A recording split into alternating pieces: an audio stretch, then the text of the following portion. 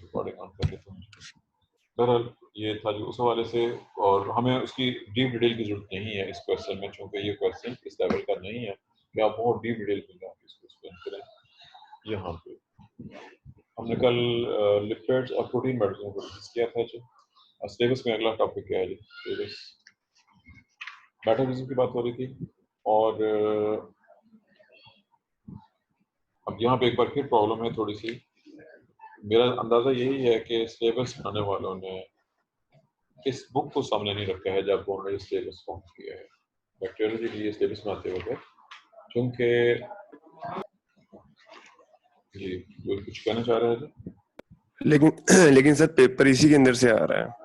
Paper तो इसी में से आएगा, लेकिन जो मेरा अंदाजा है इस सिलेबस, अब इसमें चेक कीजिएगा दोबारा कि जो हम चैप्टर पढ़ रहे हैं इसमें जो लफ्ज़ क्लासिफिकेशन आगे सेमीकोलन आगे एक फिजियोलॉजिकल मेथड, अब ये टॉपिक इससे रिलेटेड नहीं है। जो चैप्टर हम पढ़ रहे हैं इससे कतई नहीं रिलेटेड नहीं, इसका कोई ताल्लुक नहीं, इसमें चैप्टर में कहीं मेंशन नहीं है। इसका मतलब है कि ये किसी और जगह से टॉपिक उठा के सिलेबस के अंदर ऐड कर दिया है।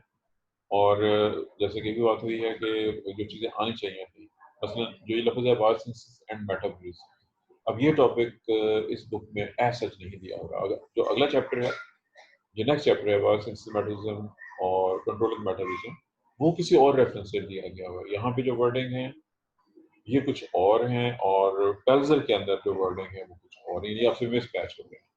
अब बहरहाल दोबारा एक बार फिर आप ही ने बताना मुझे, आप लोगों ने, कि कोई और क्वेश्चन जो आपकी नज़र से गुजरा इस सिलसिले में, कोई और क्वेश्चन जो आपकी नज़र से गुजरा हो कि ये वाला क्वेश्चन इस सिलसिले में पूछा गया था, क्योंकि जनरल तो सारा कुछ जल्दी कम कर रहा है।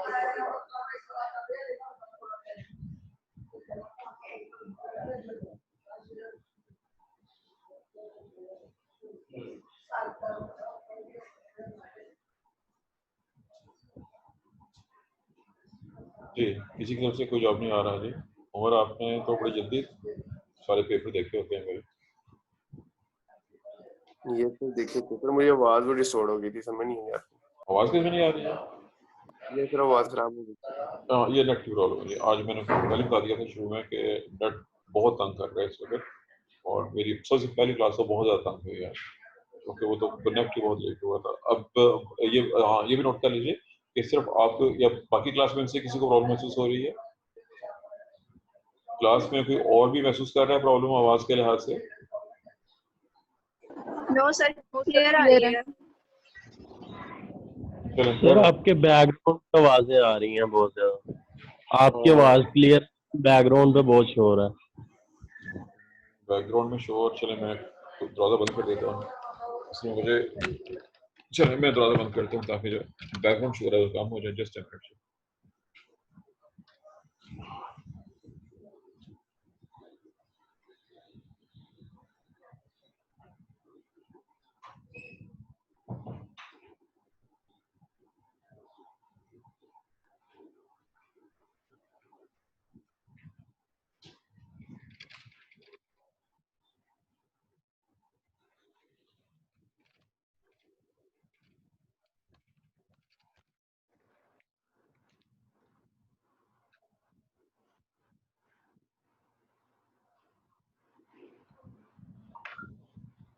जी अब बताना है बैकग्राउंड शोर कम हुआ कि नहीं हुआ जी?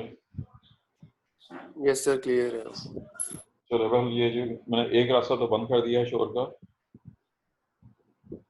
जो मेरे अपने घर से आ रहा था, लेकिन मैं जहाँ बैठा हूँ मेरे पीछे एक खिड़की है, और इस खिड़की के पीछे हम सामने घर है, और जो वहाँ से शोर आएगा वो कंट्रोल नहीं हो सकता, क्योंकि कमरा अगर बंद करके पढ़ाऊँ तो बहुत ज़्यादा हवस महसूस होती है।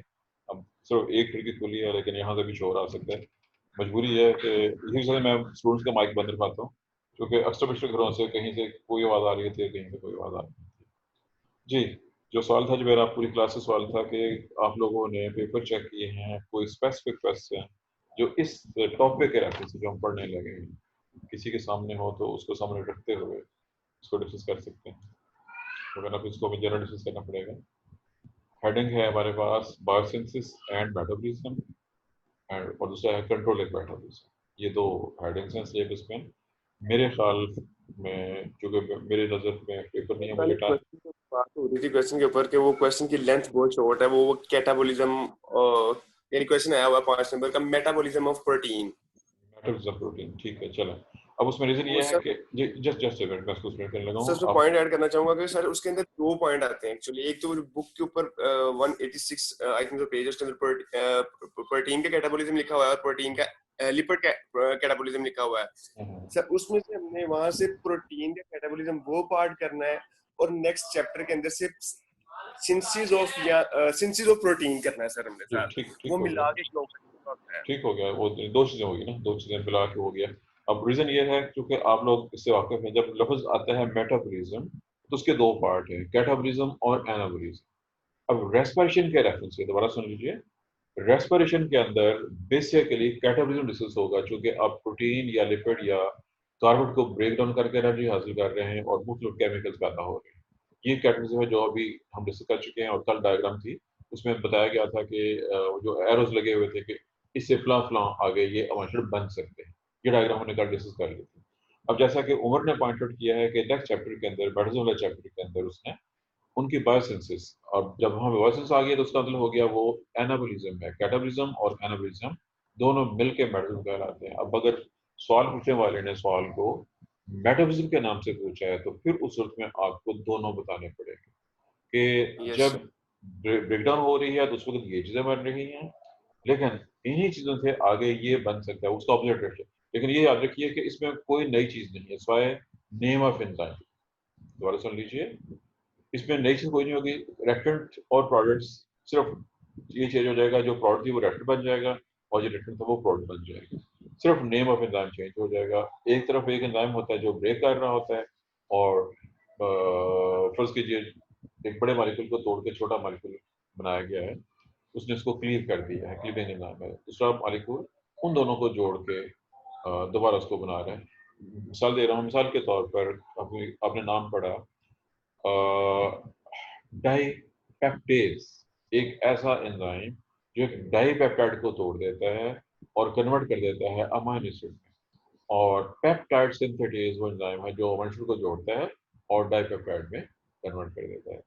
रिएक्शन सिर्फ एरोस की डायरेक्शन चेंज हो जाएगी, रिएक्शन में चीजें वही रहेंगी, प्रोडक्ट और रिएक्टेंट अपनी जगह, लफ्ज चेंज हो जाएंगे, लफ्ज नाम वही रहेगा। बहरहाल इसको हम अभी अगले चैप्टर को देखते हैं कि अगले चैप्टर में है इसका अगर मेटलिज्म दिया हुआ है तो उसको बायोसिंथेसिस के हवाले से इसने क्या कुछ और किस हद तक किया हो। बायोसिंथेसिस एंड मेटलिज्म और इसके साथ कंट्रोलिंग मेटलिज्म को हम बेल्जर के अगले चैप्टर के साथ रिलेट करते हैं जी। और इसके अलावा ओवरऑल के सवाल जो आपने जुड़ा और समिया आपने भी शायद पेपर देखे होंगे, किसी और बच्चे ने पेपर्स? जी अक्सर सर ने बैठी हुई है। अक्सर क्वेश्चन दिए हैं जो किए हुए हैं पहले। जी बताइए। उमर सर और कोई खास क्वेश्चन नहीं है, बाकी सिंपल क्वेश्चन दिए हैं जो पहले हमने किए हुए हैं। ऑलरेडी कर लिए जी। ठीक है, किसी और बच्चे की नज़र में कोई और क्वेश्चन गुजरा हो क्योंकि ज्यादा सर बच्चे। इस चैप्टर में यही बन रहे हैं क्वेश्चंस, और नहीं है इसमें। चले, अब रीजन ये है कि जो हमारा हेडिंग है, जो सिलेबस ने हेडिंग दिया हुआ है ये वाला बायोसिंथेसिस एंड मेटाबॉलिज्म का मतलब हो गया कि हमने कैटाबॉलिज्म के साथ एनाबॉलिज्म को भी स्टडी करना है, और वो नेक्स्ट चैप्टर के अंदर देखना पड़ेगा कि उसने इसमें किस हद तक चीज़ों को बयान किया हुआ है। इसका पेज नंबर कौन सा चल रहा था हमारे पास जहाँ से हम पढ़ रहे थे इसको? चैप्टर कौन सा पढ़ा है हमने?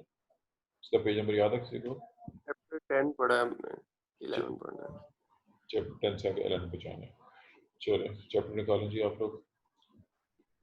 हाँ जी, नेक्स्ट चैप्टर है जी microbial metabolism, utilization of energy and biosynthesis के नाम से इससे तारक दिया हुआ है। बैक्टीरियल मोटिलिटी, या देखिए मोटिलिटी फिलहाल डिस्कस नहीं करेंगे, ट्रांसपोर्ट को भी फिलहाल हम डिस्कस नहीं करेंगे, यूटिलाइजेशन ऑफ एनर्जी एंड, हाँ ये वाला टॉपिक, ये इसका टॉपिक क्वेश्चन है जी, जो ग्रीन सॉरी आपको उसको ब्लैक एंड व्हाइट कर दी पेज नंबर 196 पे जहाँ पे हेडिंग्स ने दिया होगा, पहला heading utilization of energy in non biocentral, नहीं ये तो टॉपिक कुछ और है जी, मेरा ख्याल था कि इसी के हवाले से होगा। याद रखिए कि जो रेस्पिरेशन हुई है, रेस्पिरेशन में तो जो मेन पॉइंट था कि एनर्जी पैदा हुई है, वो एनर्जी कहाँ इस्तेमाल होगी ये एक अलग क्वेश्चन है। और जैसे मिसाल के तौर पर यहाँ पर इसने एक्सप्लेन किया है बैक्टीरियल मोटिलिटी, हम इसको स्टडी नहीं करेंगे क्योंकि हमें इसकी जरूरत नहीं है, ये सिलेबस में नहीं पूछा गया होगा। ऐसे ट्रांसपोर्ट ऑफ न्यूट्रिएंट के लिए जो एनर्जी इस्तेमाल होगी हमें उसको भी स्टडी करने की जरूरत नहीं है, क्योंकि ये भी क्वेश्चन नहीं सर 201 पेज से स्टार्ट करना है हमने इसको, इस चैप्टर को। अच्छा, 201 मैंने डाल देता हूँ, देखता हूँ कि किसने कहाँ से शुरू किया। सिंथेसिस ऑफ मैक्रोमोलेक्यूल, नहीं उससे 0 तो ठीक है, आपने जो शो किया है वो चीज सही लग रहा है। 201 पे utilization of energy and bios, जी बिल्कुल ठीक है, यहाँ पे हेडिंग मौजूद है जी। 201 culture utilization of energy in biosynthetic process के यहाँ से, जो कि अभी डिस्कस हुआ है कि चैप्टर का जो पहला हिस्सा है, इससे पहले जो पेजेस हैं उसमें उसने वो इस्तेमाल लिया है कि एनर्जी कहाँ कहाँ यूज हो रही है, लेकिन हमें सिर्फ एनर्जी का इस्तेमाल ये देखना है कि बायोसिंथेसिस, और बायोसिंथेसिस हमने सिर्फ प्रोटीन, लिपिड्स और कार्बन की हद तक ही देखनी है, हमें बाकी चीज़ों की बायोसिंथेसिस की जरूरत डिटेल में जाने की जरूरत नहीं है। अभी भी देखते हैं किसने ये किस हद तक, किस लेवल तक किया जी। पहला सब हेडिंग है जिसमें सिंथेसिस ऑफ स्मॉल मॉलिक्यूल्स, मिसाल के तौर पर अमाइनो एसिड्स। एक टेबल आपके सामने, टेबल वेल नोन है, चूंकि आपने बायोकेमिस्ट्री में 20 स्टैंडर्ड अमाइनो एसिड्स जो हैं उन सब के नाम और उनकी स्टैंडर्ड एब्रिविएशन से आप पहले से वाकिफ हैं। अगले पेज पे आ जाए, देखें कि इसने कौन कौन से पाथवेज दिए हुए हैं। प्रोटीन फ्रॉम, जी बिल्कुल ये ठीक है जी, ये बिल्कुल ठीक है। You are to look at page number 202 पे इक्वेशंस दी हुई हैं सारी की सारी जो हमें चाहिए। ग्लूटामिक एसिड एटीपी यूज हो रही है, NADPH यूज हो रहा है। पहले स्टेप में ग्लूटामिक एसिड सेमी एल्डिहाइड बना है और खुद रिएक्शन हुआ है, स्पॉन्टेनियस रिएक्शन हुआ है, पायरोलीन कार्बोक्सिलिक एसिड और एक एंजाइम की में वो प्रोलीन में कन्वर्ट हो गया। एंजाइम का नाम नहीं दिया हुआ, लेकिन ये आखिरकार कन्वर्ट हो गया है प्रोलीन का। आपने इसको वापस अटैच करना है, मैच करना है। ऐसे जो हमारा प्रीवियस चैप्टर था, प्रीवियस चैप्टर में आपने उस डायग्राम तक जाना है जो अभी हमने कल परसों डिस्कस की थी, जहाँ पे carboxylic acid cycle, Krebs cycle के रेफरेंस से कुछ चीजें दी गई थी। पेज नंबर, जी बिल्कुल पेज नंबर 186 पे जाए, go to page number 186। Alpha ketoglutaric acid से शुरू किया, अल्फा कीटोग्लूटारिक एसिड से ग्लूटामेट बनता है और इस ग्लूटामेट से आगे इसने सिर्फ प्रोलीन, क्योंकि यहाँ पे इसने ग्लूटामीन बन सकती है, आर्जिनिन बन सकती है, यहाँ पे इसने प्रोलीन का नाम दिया हुआ है। और पेज नंबर 202 में उसने इस ग्लूटामिक एसिड से प्रोलीन कैसे बनती है उसके तमाम रिएक्शन दे दिए। ये पहला बायोसिंथेटिक पाथवे है जी, बायोसिंथेसिस के हवाले से। इस पे जो मैं जी अगर पॉइंट ऐड करना चाहता हूँ। हाँ जी बताइए। तो मैं पूछना भी चाहता हूँ कि ये ठीक है या नहीं। सर जैसे कि मैंने चैप्टर 10 के स्टार्ट में ना पढ़ा था कि जो प्रोडक्शन है synthesis of enzyme, nucleic acids and polysaccharides और अदर केमिकल कंपोनेंट्स हैं, यही फिजियोलॉजिकल प्रोसेसेस हैं, ये फिजियोलॉजिकल मेथड्स हैं। सर जैसे कि अब हम यहाँ पे 201 पे पढ़ रहे हैं कि synthesis of amino acids and further 203 पे है the synthesis of cell wall and peptidoglycan. Sir ये फिजिकल प्रोसेस में नहीं आएगा, फिजियोलॉजिकल मेथड्स में नहीं आएगा? आपने दो चीजों को मिक्स करने की कोशिश की है। याद रखिए, बॉडी में जब कोई रिएक्शन हो रहा है, धारक रिएक्शन कौन से हो रहे हैं, जो एंजाइम्स के हवाले से हम बात कर रहे हैं, बॉडी में जितने भी जहाँ भी एंजाइम इन्वॉल्व हैं, ये सारे के सारे केमिस्ट्री के पॉइंट ऑफ व्यू से बायोकेमिस्ट्री है, और किसी एनिमल, प्लांट या माइक्रोब के हवाले से फिजियोलॉजी। दोबारा वर्क कीजिए, केमिस्ट्री के पॉइंट ऑफ व्यू से जब कोई भी रिएक्शन हो रहा है जिसमें ये केमिकल्स में कन्वर्ट हो रहे हैं, तो अब चूंकि लिविंग थिंग्स में हो रहे हैं, ये बायोकेमिस्ट्री है। This is biochemistry as well as it is physiology. बात फॉलो की है कि नहीं?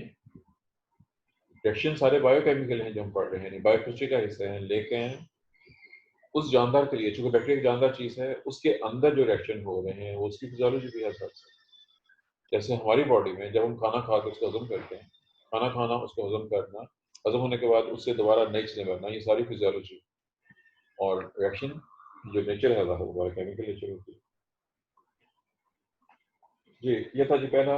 अब इसमें सिर्फ दो चीजें हैं। एक तो जो रिएक्शन ऐसा हो रहा है, इस रिएक्शन में चेक कीजिएगा जो इसमें जो दायरों के अंदर, क्योंकि दायरे लगे हुए हैं, जो एसिड ग्रुप था COOH ग्रुप, ये चेंज होकर पहले स्टेप में CHOH में कन्वर्ट हुआ है। इसने ये नहीं बताया हुआ कि ये चेंज किस रेफरेंस हुई है, कैसे हुई है। ज़ाहिर यहाँ जो एंजाइम मौजूद था उसने एंजाइम का नाम नहीं दिया हुआ है कि किस एंजाइम ने क्या किया। बहरहाल जो कन्वर्शन हुई है कि उसने एसिड को एल्डिहाइड ग्रुप में कन्वर्ट किया एक। अब सेकंड चेक कीजिए, उसने पिन पॉइंट किया खासतौर पर उसके अमाइनो ग्रुप को। ये अमाइनो ग्रुप डेफिनेटली यहाँ से रिमूव होगा या चेंज हो जाएगा, चेंज हो रहा है, उसकी कन्वर्शन हो रही है और वो दूसरे आपस में जुड़ के अटैच होके आखिरकार प्रोटीन में कन्वर्ट हो जाए। पहले ये बायोसिनेटिक पाथवे है जो, और एक अहम रिएक्शन। अब सेकंड बहुत दूसरा है, ये भी इसको एस्पार्टिक एस्पार्टेट एस्पार्टेट दिया हुआ है, ये दिया हुआ है बिल्कुल पेज नंबर 186 के ऊपर। इसलिए ऑक्सैलोएसिटिक एसिड से एस्पार्टेट और उससे आगे लाइसिन, थ्रियोनीन और मेथियोनीन की फॉर्मेशन होती है। और यहाँ पे यानी पेज नंबर 202 पे उसने यही रिएक्शन जो है लीन रिएक्शन दिए हुए, चेक कीजिए। Number 1 aspartic acid ATP use हो रही है एंजाइम को लिए में, ये बीटा एस्पार्टाइल फॉस्फेट में कन्वर्ट हुआ। सेकंड स्टेप में NADPH2 यूज हो रही है, फॉस्फेट निकल गया है। सेकंड स्टेप में इसको एस्पार्टिक बीटा सेमीहाइड्राइड में कन्वर्ट किया। आगे दो साइड चेन्स हो गई हैं, एक में बहुत से एंजाइम इसको लाइसिन में, दूसरे वाले इसको एक बार फिर NADH2 यूज हो रही है और होमोसिराइन में, होमोसिराइन से आगे फिर बाइफर्केशन हुई है, एक तरफ मेथियोनीन और एक तरफ थ्रियोनीन। जहाँ पे थ्रियोनीन बन रही है इसमें एक बार फिर ATP यूज हुई है, पहले वो फास्फो होमोसिरीन और आखिर में थ्रियोनीन। अब ऊपर वाले में सिर्फ एक था, यहाँ पे उसने तीनों की फॉर्मेशन के सिर्फ जनरल स्टेप्स बता दिए। और यहाँ पे अब गौर कीजिएगा, इसने जिसको पिन पॉइंट किया है वो एनर्जी यूटिलाइजेशन।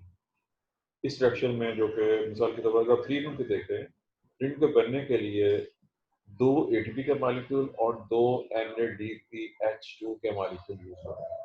आसान ज़बान में कह लीजिए कि थ्रियोनीन एक बहुत महंगा केमिकल है सेल के पॉइंट ऑफ व्यू से। सेल को बहुत ज़्यादा एनर्जी खर्च करनी पड़ी है थ्रियोनीन को फॉर्म करने के लिए, और ये बैक्टीरियल सेल इसने फॉर्म किया है। याद रखिए कि ये टॉपिक आपने कहीं और पढ़ा होगा कि जो लोअर ऑर्गेनिज्म है, माइक्रोज्यूम, बैक्टीरिया और फंगस वगैरह, इनमें ज़्यादा बायोकेमिकल और बायोसिंथेटिक एक्टिविटीज हैं इंसानों के मुकाबले में। हम बहुत सी चीज़ों को नहीं बना सकते हैं, जबकि ये जानदार है, ये बहुत सारी चीज़ों को खुद फॉर्म कर सकते हैं। मसलन अगर आपको याद रहा हो, आपने एक टॉपिक पढ़ा होगा फिजियोलॉजी में कि हमारे पॉइंट ऑफ व्यू से, इंसानों के पॉइंट ऑफ व्यू से, there are many essential amino acid. वो एसेंशियल क्यों है कि हमारी बॉडी उन्हें सिंथेसाइज नहीं कर सकती, जबकि बैक्टीरिया और यीस्ट वगैरह उनको खुद सिंथेसाइज कर सकती है। कल ये था जी एक रिएक्शन का एक पार्ट जो कि बहुत ही इम्पोर्टेंट है कि एनर्जी को यूटिलाइज करते हुए एक कंपाउंड से आगे बहुत से डिफरेंट कंपाउंड तैयार हो सकते हैं। और ये वो कंपाउंड है जो डायरेक्टली या इनडायरेक्टली क्रेब्स साइकिल से आए हैं।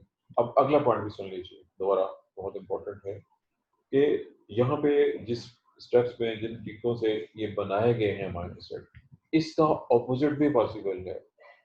इसके रिवर्स रिएक्शन की वजह से ये सब चीजें आखिरकार अल्फा कीटोग्लूटारेट या ऑक्सीडेट में कन्वर्ट हो सकती हैं, और मैं पहले बता चुका हूँ कि प्रोटीन को तोड़ के भी एनर्जी हासिल की जा सकती है। ये पॉइंट इससे बारे में डिस्कस हो चुका हुआ है।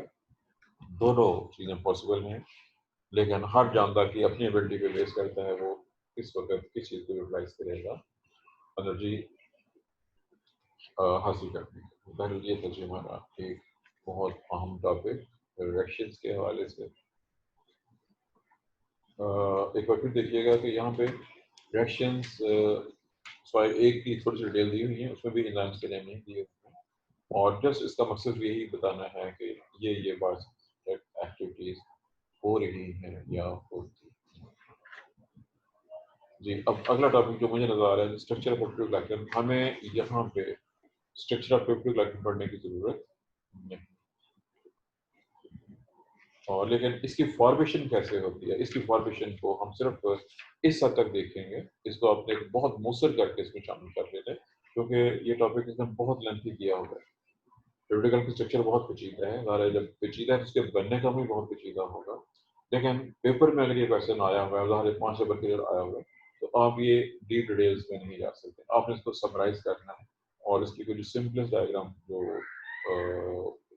इसमें स्ट्रक्चर से ये जो पेज 205 है, इसको मजीद भी छोटा करना पड़ सकता है मेरे ख्याल में, ये काफ़ी लंबी बनता है।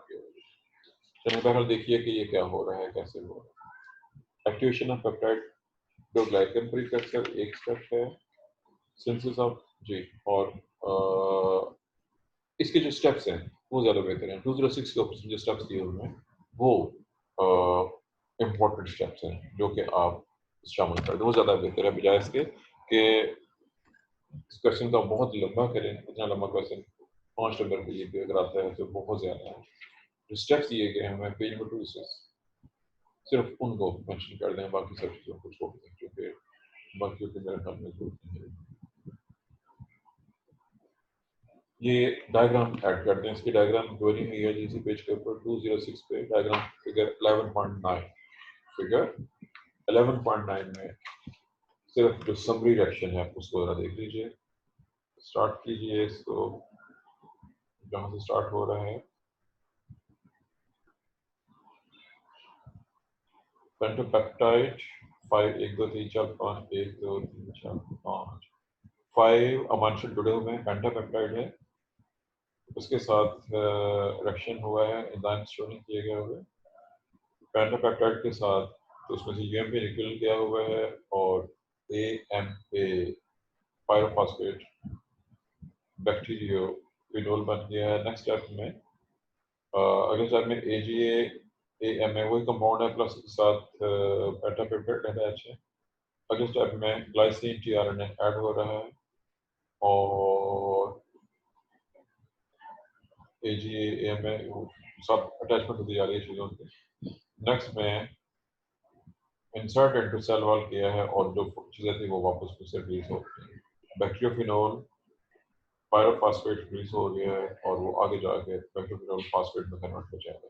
अब ये इतना जो समरी रिएक्शन है ये डायग्राम और 1 से 4 तक वो प्रोजेक्शन दिए गए, इतना लिखना इसमें काफ़ी है। बाकी जनरल और प्लस ये एक बायोसिंथेसिस के हवाले से इसमें भी जो चीज़ इम्पोर्टेंट है, इसमें 2-3 जगह पे आपको यूएमपी टीडीपी एजीए और क्या आपके नाम से वाक़फ़ है पहले से कि नहीं? जी सर, यूरिडीन मोनोफॉस्फेट। जी यूरिडीन डाइफॉस्फेट। ठीक हो गया। पायरोफॉस्फेट से वाक़फ़ है किस हद तक? What is pyrophosphate? पीपी जो है, क्योंकि 2 जगह पे पीपी का लफ्ज़ आया इकट्ठा, पीपी को पायरोफॉस्फेट कहते हैं। इससे सर वाक़फ़ एटीपी में 3 फास्फेट होते हैं, तो पहला फास्फेट और दूसरा फास्फेट जब 2 बांड टूटे तो पायरोफॉस्फेट की एनर्जी में एक ही शक्ल में रिलीज होता है। जी, इसमें थोड़ा सा क्लियर कर दूं पॉइंट को। अगर एटीपी टूट के डायरेक्टली एएमपी बन जाए तो जरा गौर से सुनना है। अगर याद रखें कि एटीपी आमतौर पर ऐसे टूटती है कि एटीपी ब्रेक होती है और एडीपी बन जाती है।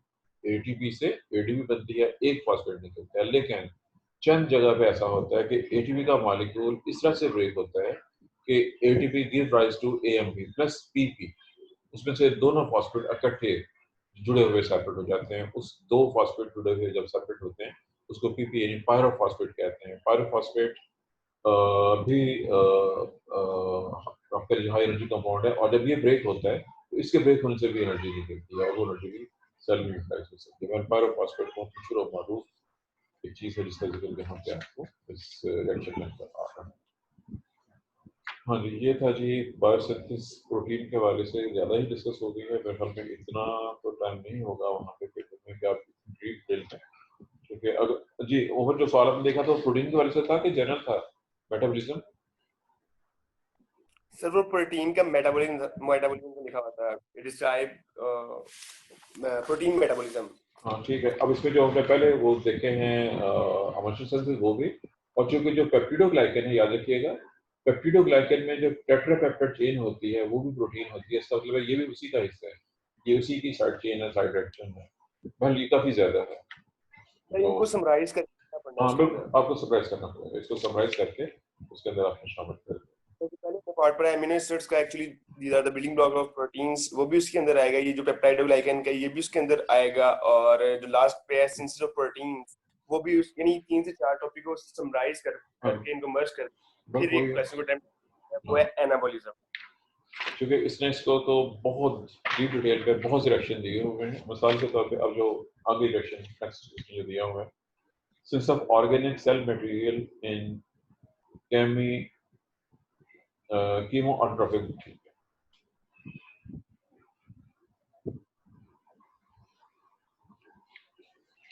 अब ये टॉपिक बहुत ही लंबा इसमें लिखा हुआ है, एनर्जी प्रोडक्शन कैटाबॉलिज्म के रेफरेंस से है। ये तो बहुत लेंथी है जी, इसको तो किस हद तक समझ कर सकते हैं जी। ये बहुत लेंथी है जी, इसको तो मेरे ख्याल में नहीं करना चाहिए क्योंकि तो इसमें बहुत ज़्यादा डीप डिटेल पे जाकर स्पेंड किया। बायोसिंथेसिस ऑफ डीऑक्सीराइबोन्यूक्लिक एसिड, ये भी बहुत लेंथी है। फिर उसने पूरे का पूरा चैप्टर बहुत डीप डिटेल में दिया हुआ है और सिलेबस में सिर्फ बायोसिंथेटिक सिलेबस में सिर्फ एक हेडिंग है जो बायोसिंथेसिस एंड मेटाबॉलिज्म और कंट्रोलिंग मेटाबॉलिज्म, लेकिन चैप्टर बहुत हैवी है, बहुत लेंथी है। और जैसे कि आप कह रहे हैं कि कोई भी इतना हैवी और मुश्किल क्वेश्चन अभी तक नहीं पूछा गया हुआ है और मेरे ख्याल में पूछा भी नहीं जाना चाहिए क्योंकि इतनी डीप डिटेल में कहीं पे भी ना तो उसको पढ़ा सकते हैं। टाइम इतना शॉर्ट है हमारे पास, सिलेबस तो हमारा भी बहुत दूर, काफ़ी ज़्यादा सिलेबस। अभी 1 महीना हुआ है हमें, 1 महीने में हमारे सिलेबस के लिहाज से भी 2 चैप्टर भी मुकम्मल नहीं हुए। सिलेबस में हम उसको चैप्टर काउंट करें तो सिलेबस के लिहाज से ये 2 चैप्टर भी नहीं बनते हैं और टोटल 5 हैं ये वाले, और भी प्रैक्टिकल भी बाकी है, तो हमें इसको ज़ाहिर समराइज ही करना पड़ेगा। इन बाकी सब चीज़ों को करना पड़ेगा हमें, इसमें काम नहीं है कि हम, क्योंकि इसमें फॉर्मेशन ऑफ डीएनए है, फॉर्मेशन ऑफ आरएनए, ये सारे के सारे पार्ट ऑफ मेटाबॉलिज्म है। इसलिए इसको छोड़ते हुए ये तो बहुत पूरी जो है लंबी है। इसमें आगे ट्रांसलेशन के लिए आप इनसे पहले से वाकिफ हो चुके, आप इनको पहले से पढ़ चुके हैं, इसको भी प्रोवाइड करते हैं समरी ऑफ ये पेज नंबर 223 पे समरी ऑफ प्रोटीन चेन और राइबोसोम, ये भी आपने पढ़ा हुआ, डायग्राम बनी हुई है इससे मूवी वाली जी। ये तो पूरे का पूरा चैप्टर है जी, पूरे का पूरा जो कुछ translation, transcription, replication of DNA और इवन फॉर्मेशन ऑफ आरएनए, ये तो इसमें सब कुछ जो कुछ आपने पढ़ा हुआ दिया हुआ है, बहुत ज़्यादा दिया हुआ है। आप इसको जिस हद तक आप समराइज कर सकते हैं इस क्वेश्चन के लिए, तो ये आपकी अपनी हिम्मत है। हम इस चैप्टर को क्लोज कर रहे हैं, तो हम इसमें एक टॉपिक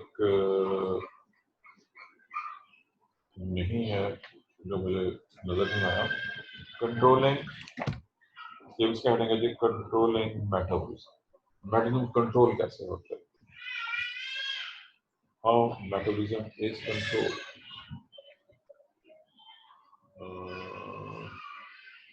कल्चर के अंदर तो ये टॉपिक नहीं है, चलो मैं इसको डिस्कस करने लगा हूँ। क्या देखिए कि सेल में, किसी भी लिविंग सेल में, वो बैक्टीरिया है या कोई भी है, तमाम चीज़ों को, तमाम रिएक्शंस को जिसमें मेटल्स भी शामिल है, एंजाइम्स कंट्रोल करते हैं। Enzyme control all the reactions which are taking place in any living organism or living cell. अब बहुत से एंजाइम के नाम से वाकिफ हैं, मैं एक लफ्ज़ बोलने लगा हूँ, आपने बताना है कि आप इस नाम से किस हद तक वाकिफ हैं। Do you know what are allosteric enzymes? What are allosteric enzymes?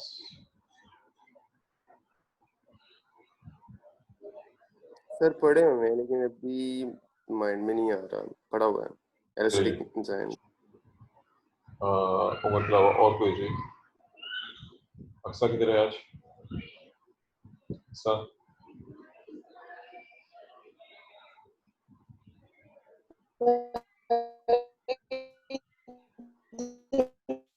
नहीं बेटा, आपकी आवाज नहीं आ रही, आपकी आवाज सही नहीं आ रही है, शोर आ रहा है, इसलिए आप बंद कर दें। अक्सा आपके नेट में प्रॉब्लम है, गालिबन आपके नेट में प्रॉब्लम है। और कोई चीज? आमना सर पढ़े होने वाले एग्जाम में एग्जैक्ट नहीं आ रहा। याद नहीं है। जी मजहर कभी कभी जवाब देता होता है जी। मजहर सर मजहर नहीं आज जी सर। सर एलोस्टेरिक लफ्ज हमने केमिस्ट्री में पढ़ा था, वो उसकी कन्फर्मेशनल चेंजेस के बारे में बताता है। चलो ठीक है। हसन है कि नहीं है? हसन चलें ठीक है जी, मैं एक्सप्लेन करने लगा हूँ। पहले लफ्ज मजहर ने कहा कि हमने केमिस्ट्री में कहीं ना कहीं पढ़ा होगा, चलें इसको गैलरी में होना चाहिए था। ये बायोकेमिस्ट्री के लिहाज से बहुत इंपॉर्टेंट है। याद रखिए कि एंजाइम्स बहुत से हैं, बहुत सी टाइप्स के हैं एंजाइम्स। आपने बॉटनी में भी, जोलॉजी में भी और गालिबन केमिस्ट्री में भी कुछ ना कुछ के बारे में पढ़ा होगा। एंजाइम की बहुत सी टाइप्स हैं। मैं सिर्फ आज उस टाइप डिस्कस करने लगा हूँ जो हमारे इस पॉइंट ऑफ व्यू से बहुत ही खास फिनोमेनन है। और ये पॉइंट है जी, एलोस्टेरिक एंजाइम्स वो एंजाइम्स हैं जो खास तौर पर कुछ रिएक्शंस की स्पीड को कंट्रोल करते हैं। एलोस्टेरिक एंजाइम्स ऐसे स्पेसिफिक एंजाइम हैं जो बहुत इंपॉर्टेंट है किसी भी रिएक्शन की स्पीड को कंट्रोल करने के हवाले से। और यहाँ पे इसको मैं स्पेसिफिकली दूंगा विद रेफरेंस टू रेस्पिरेशन के रेफरेंस से। देखिए रेस्पिरेशन जो है वो कैटाबोलिज्म, कैटाबोलिज्म के दो पार्ट हैं, कैटाबोलिज्म और एनाबोलिज्म। कैटाबोलिज्म के लिहाज से मैं फिलहाल बयान करने लगा हूँ और बाद में इसको हम एनाबोलिज्म के लिहाज से भी डिस्कस करें। पहले कैटाबोलिज्म के हवाले से चंद मिसालें, चंद चीज़ों पर गौर कीजिए। एक सेल के अंदर बहुत सी एटीपी मौजूद है। एक सेल में बहुत सी एटीपी मौजूद है। क्या उस सेल को मजीद एटीपी तैयार करनी चाहिए? बड़ा आसान सवाल किया मैंने। एक सेल में बहुत सी एटीपी मौजूद है, क्या उसे मजीद एटीपी तैयार करनी चाहिए? नो सर, नहीं करनी चाहिए। जी अक्सर जवाब ठीक है, बिल्कुल सही है। चलो मैं एक हिंट देता हूँ। फर्ज कीजिए आपके घर में सोच करते हैं, आपके घर में 10 लोग रहते हैं। सपोज आपके घर में 10 लोग रहते हैं और सेकंड आपने 20 मन गंदम परचेज करके अपने घर में रखी। ऑन एवरेज मेरा नहीं ख्याल है कि एक बंदा डिपेंड करता है, बंदों को खाना भी डिपेंड करता है कि एक बंदा 2 मन से ज्यादा खा लेगा साल में, मेरा नहीं ख्याल है। बहरहाल 20 मन का मतलब है कि it is more than enough. घर में गंदम बहुत सारी। तो अगर कोई बंदा कहे नहीं जी 20 मन गंदम है, मैंने तो मजीद 40 मन या 100 मन गंदम और ला के रखनी है घर, अगर वो ऐसा करेगा तो ठीक होगा गलत होगा? ऑब्वियसली गलत होगा। जी ठीक है, बिल्कुल सही है। सेल भी इस चीज को समझते हैं कि जब मेरे अंदर पहले से एनर्जी मौजूद है तो मुझे मजीद एनर्जी पैदा नहीं करनी चाहिए। पैदा का मतलब है कि ग्लूकोज को तोड़ के एटीपी में कन्वर्ट कर। अगर सेल में एटीपी की मिकदार ज्यादा हो तो ये कुछ एंजाइम्स को मैसेज देती है कि मैं बहुत हो गई हूँ, एटीपी ज्यादा हो गया है, तुम अपना काम करना बंद कर दो ताकि एटीपी पैदा होने बंद हो जाए। अब जिन एंजाइम को ये मैसेज दिया जाता है वो एंजाइम होते हैं जो एलोस्टेरिक होते हैं। ये एक स्टेप अब बयान किया। अब दूसरे स्टेप में आ जाओ। इसका अपोजिट एक घर है जिसमें गंदम खत्म हो गई है या बहुत थोड़ी सी रह गई। फर्ज कीजिए कोई घर है जहाँ पे 20 मन गंदम थी और अब गंदम रह गई है सिर्फ 10 किलो। गंदम रह गई है सिर्फ 10 किलो। अब घर का जो मालिक होगा, जो अरेंज कर रहा होगा, उसकी क्या सूरत हाल होगी, वो क्या सोच रहा होगा, वो क्या करेगा? वो बहुत सर वो मतलब और परचेज करने की सोचेगा। जी बिल्कुल ठीक है। वो सबसे पहले सोचेगा ये तो बहुत मसला है, परेशानी का आलम है जी, गंदम बहुत कम है, हमें बहुत ज़्यादा चाहिए। वो फ़ौरन अरेंज करेगा कि कहीं से जहाँ से मिलती है गंदम वहाँ से गंदम को अरेंज किया जाए। ये ऐसा तब होता है कि वो लोग याद रखिए कि जो कुछ लोग घरों में गंदम रखते हैं, कुछ लोग आटा खरीदते हैं। ये फिर एक बार मसला कुछ ऐसा ही है, लाइफ के साथ जो रिलेटेड मसला आ गया। ये कुछ अर्सा पहले किसी गवर्नमेंट में ऐसा हुआ कि गवर्नमेंट ने अनाउंस किया जी हमने बहुत सारी गंदम पैदा कर ली है और फिर उस बहुत सारी गंदम को उन्होंने बाहर एक्सपोर्ट कर दी। एक्सपोर्ट हुई तो मुल्क में आटे का बहरान पैदा हो गया और ये बहरान आखिरकार उस गवर्नमेंट के गिट्टे घोड़ों में बैठ गया था, क्योंकि लोगों ने हर दफा आटा करना शुरू कर दिया था। जैसे लोग करते हैं यही कुछ सेल के अंदर भी होता है। जब चीज़ की कमी हो जाए तो जो सेल के अपने रिएक्शंस हैं वो वहाँ करना शुरू कर देते हैं ताकि मजीद एनर्जी पैदा की जा सके। अब चीज़ें दो हैं, एक तरफ है एएमपी या एटीपी और एक तरफ है एटीपी। जब सेल में एटीपी ज़्यादा होगी वो उसी एंजाइम को मैसेज देगी कि बहुत सी एटीपी मौजूद है, मुझे ज़रूरत नहीं है। और जब एटीपी टूटेगी एटीपी और एटीपी टूट के एएमपी बन जाए, जब सेल में एएमपी ज़्यादा हो जाए और ज़्यादा एटीपी कम हो जाएगी, तो वो भी मैसेज